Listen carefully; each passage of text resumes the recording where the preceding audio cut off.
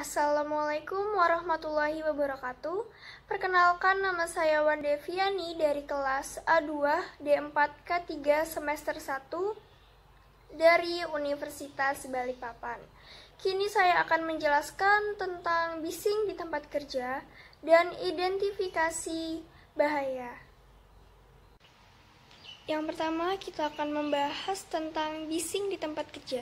Bising adalah suara yang tidak dapat dikehendaki dalam tahap-tahap pekerjaan. Bising dapat menimbulkan gangguan pendengaran. Contohnya gangguan psikologis yaitu rasa tidak nyaman, tidak konsentrasi atau tidak fokus, susah tidur dan cepat marah. Yang kedua ada penyakit psikosomatik yaitu gastritis, ada jantung, stres dan kelelahan. Serta yang ketiga ada gangguan komunikasi, penurun pendengaran, dan adanya suara berdengung di telinga. Untuk mencegah gangguan-gangguan pendengaran tersebut adalah menggunakan earmuff atau earplug saat memasuki ke area bising.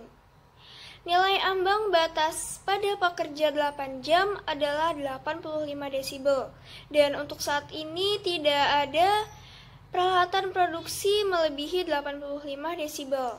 Dan jika terdapat gangguan pendengaran karena akibat kebisingan, segera laporkan kepada klinik. Baik, selanjutnya saya akan menjelaskan tentang identifikasi bahaya.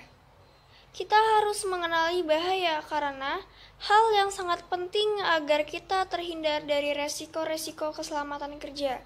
Jadi kalau misal kita kerja ini, kita melakukan ini, kita harus tahu resikonya itu apa agar kita lebih hati-hati dan tidak ceroboh. Jika kita tidak mengetahui adanya bahaya atau resiko, maka kita tidak bisa menilai resiko pekerjaan tersebut.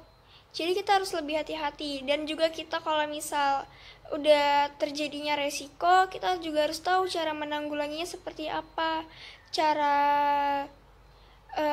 mencegahnya seperti apa, harus lebih hati-hati lagi begitu. Contohnya seperti kalau misal kita sedang mengelas sesuatu, panas lasnya itu akan beresiko apa kalau kita tidak menggunakan kacamatanya. Ya resikonya itu akan terkena matanya, mata bisa terluka, terkena wajah gitu. Dan zat kimia yang mudah terbakar akan terjadi apa bila kita ceroboh? Yaitu kebakaran kan. Dan bagaimana cara menanggulanginya? Yaitu dengan kita harus lebih berhati-hati lagi. Kalau misalnya sudah terjadi kebakaran, kita harus tahu juga bagaimana cara memadamkan api, yaitu tidak kita hilangkan dulu udaranya dan kita menghilangkan bahan bakarnya seperti zat kimia tadi itu dihilangkan dulu, dan kita menurunkan suhunya seperti menyiramkan air kepada api tersebut agar padam. Kita juga harus tahu cara menanggulanginya agar tidak meningkatkan bahaya. Dan yang kedua ada barang berat.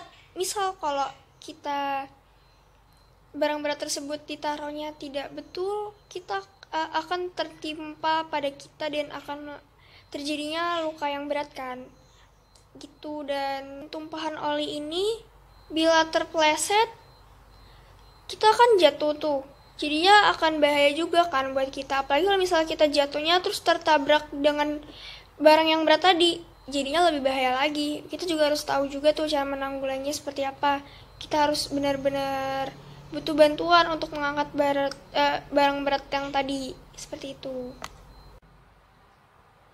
Dan apabila kita melakukan suatu pekerjaan di tempat ketinggian, kita harus menyiapkan nih peralatannya agar tidak menyebabkan resiko yang lebih tinggi lagi.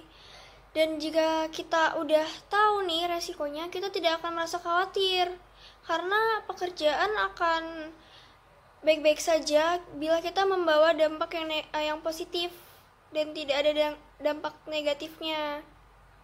Seperti itu. Jadi kita harus selalu yakin kalau kita melakukan suatu pekerjaan. Jangan ragu, karena itu dapat menyebabkan suatu kecelakaan juga, dapat menyebabkan risiko juga, seperti itu. Itulah materi safety talk yang dapat saya sampaikan kepada kalian semua. Terima kasih telah menonton video ini. Mohon maaf jika ada kesalahan kata atau tutur kata yang kurang baik. Sekian, wassalamualaikum warahmatullahi wabarakatuh.